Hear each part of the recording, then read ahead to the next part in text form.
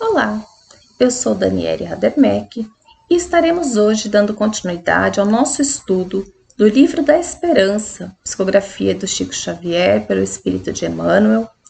Hoje estaremos estudando o capítulo 11, intitulado Em Louvor da Alegria.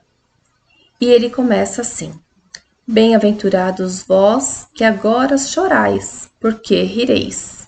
Jesus, Lucas 6:21. Lembrai-vos de que, durante o vosso degredo na terra, tendes que desempenhar uma missão de que não suspeitais, quer dedicando-se à vossa família, quer cumprindo as diversas obrigações que Deus vos confiou. Capítulo 5 do Evangelho segundo o Espiritismo, item 25. Então, vamos ver o que Emmanuel vai nos levar aí a pensar.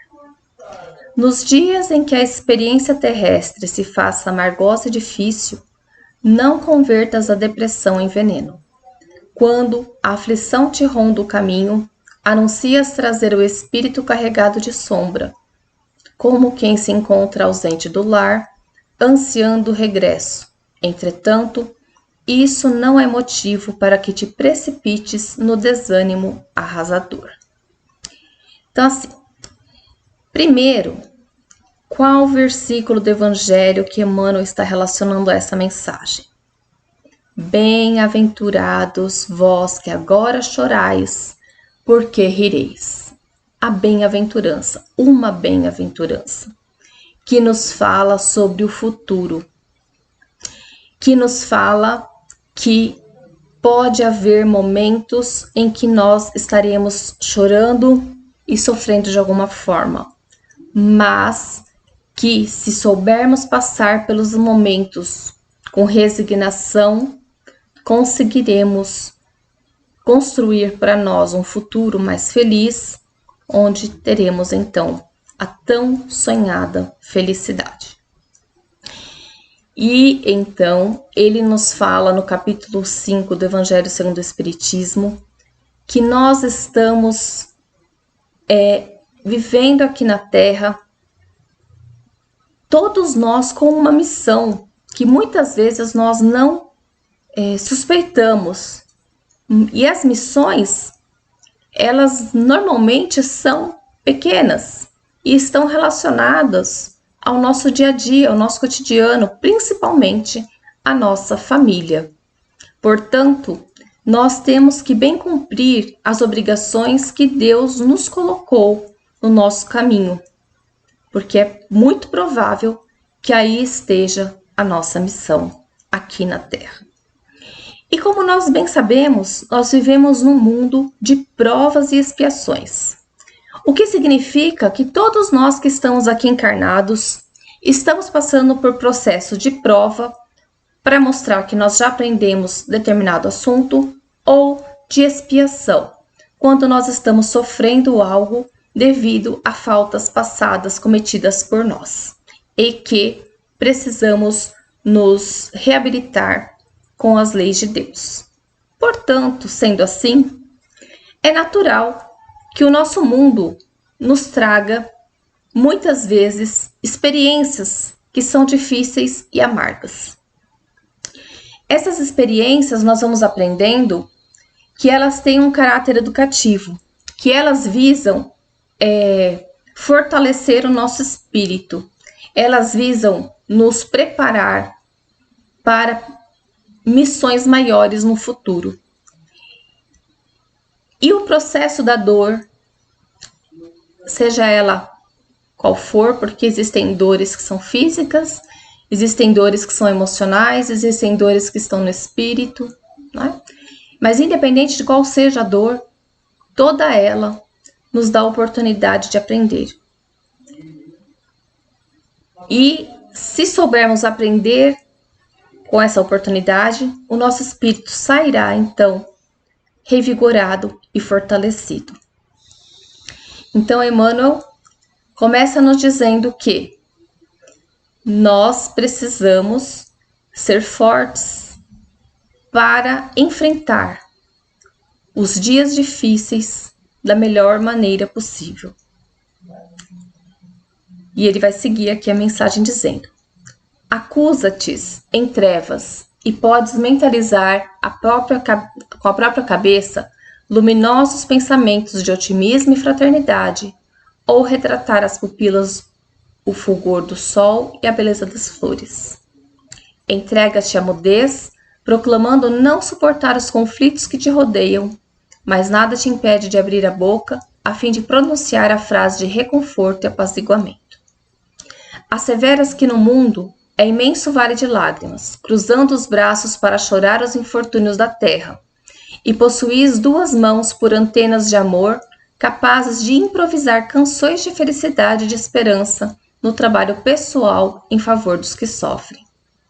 Trancas-te em aposento solitário para a cultura da irritação, alegando que os melhores amigos te não entendem, e perde horas inteiras de pranto inútil e senhoreias 2 pés, à maneira de alavancas preciosas, prontas a te transportarem na direção dos que atravessam provações muito mais dolorosas que as tuas, junto dos quais 1 minuto de tua conversação, ou leve migalha do que te sobra, te granjeariam compreensão e simpatia de enorme família espiritual.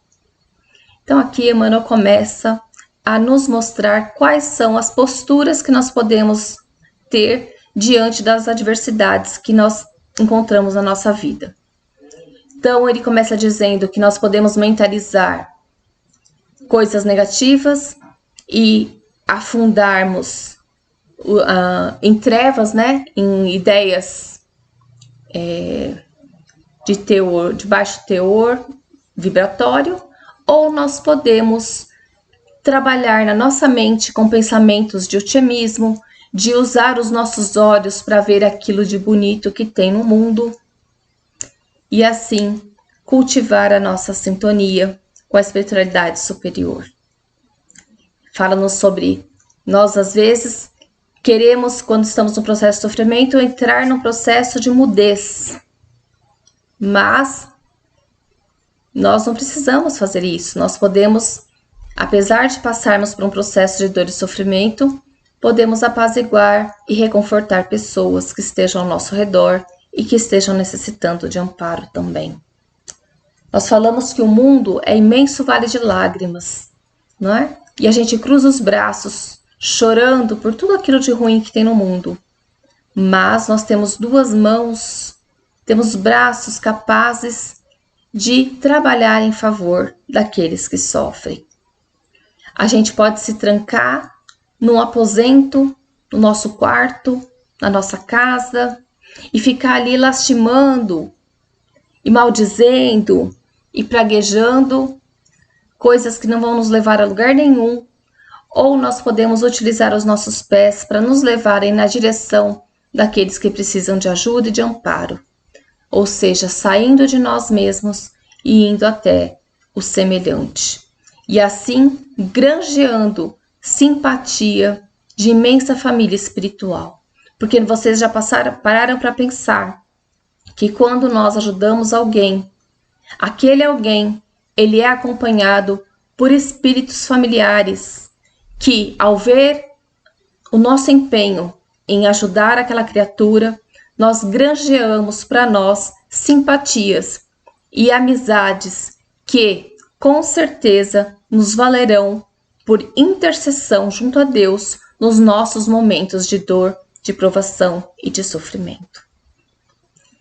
E Emmanuel vai concluindo dizendo: em verdade, existe a melancolia edificante, expressando saudade da vida superior. Contudo, aqueles que a registram no âmago do próprio ser consagram-se com redobrado fervor ao serviço do bem, preparando no próprio coração a nesga de céu suscetível de identificá-los ao plano celestial que esperam, ansiosos, suspirando pelo reencontro com os entes que mais amam. Ainda assim, é imperioso arredar de nós o hábito da tristeza destrutiva, como quem guerreia o culto do entorpecente. Então, aqui ele nos fala sobre a melancolia. Lá no Evangelho segundo o Espiritismo tem uma parte dedicada à melancolia, em que ele fala que muitas vezes essa melancolia que nós possamos sentir pode vir de saudades do mundo espiritual, de uma condição melhor que nós pudéssemos estar desfrutando lá, ou de nós sabermos que lá é um mundo melhor do que aqui. Mas ele nos lembra que as pessoas que estão sentindo melancolia por este motivo são pessoas que compreendem a mensagem do Cristo, compreendem o momento que estão vivendo, que o que importa é valorizar a nossa encarnação aqui e agora, para nos tornarmos espíritos melhores.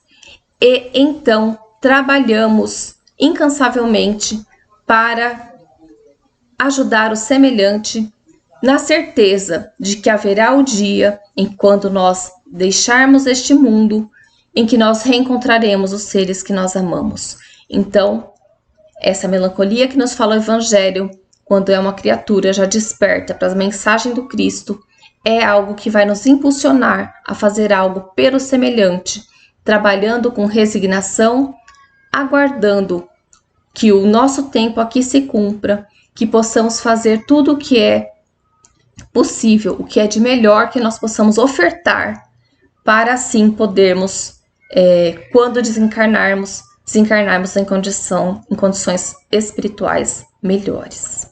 E Emmanuel vai concluir dizendo: espíritos vinculados às diretrizes do Cristo, não podemos olvidar que o Evangelho, considerado em todos os tempos como sendo um livro de dor, por descrever obstáculos e perseguições, dificuldades e martírios sem conta, começa exalçando a grandeza de Deus e a boa vontade entre os homens, através de cânticos jubilosos, e termina com a sublime visão da humanidade futura na Jerusalém libertada, assentando-se gloriosa na alegria sem fim. Então, aqui ele nos faz uma advertência, né? Espíritos vinculados às diretrizes do Cristo somos nós, todos nós que estamos encarnados na Terra, nós estamos vinculados às diretrizes do Cristo. Não podemos nos esquecer que o Evangelho foi considerado e é considerado por muitos como sendo um livro de dor, porque relata obstáculo, perseguição, dificuldade e martírio. Mas nós nos esquecemos que quando nós fazemos o estudo do Velho Testamento ao término do Novo Testamento, nós encontramos lá em Gênesis, primeiro livro do Novo Testamento, a formação da terra, Deus agindo sobre a terra e dando ao homem a oportunidade, o livre-arbítrio e condições para que ele possa fazer a sua jornada evolutiva. E termina lá em Apocalipse, nos falando sobre a Jerusalém renovada, a Jerusalém libertada, não é? Ou seja, vai chegar um momento em que nós, Jerusalém, aqueles que estão aqui encarnados hoje não, né? Aqueles que estão encarnados na Terra, vai haver um tempo em que nós chegaremos ao fim da nossa jornada, que seremos espíritos então felizes, seremos espíritos puros e teremos então condições de viver em um mundo onde não há mais sofrimentos e dores, apenas espíritos que partilham do mesmo amor pelo Criador, do mesmo amor pela vida e compreende o seu papel diante de toda a criação. Então, gente, que nós possamos nos lembrar de sempre cultivar a alegria, apesar das dores, apesar dos sofrimentos, porque nós sabemos que a dor e o sofrimento são passageiros e que, se soubermos não estacionar e escolher não nos lamentar, e sim continuar seguindo, trabalhando e fazendo a nossa parte, nós estamos construindo para nós um futuro mais feliz. Uma boa semana a todos e até a próxima.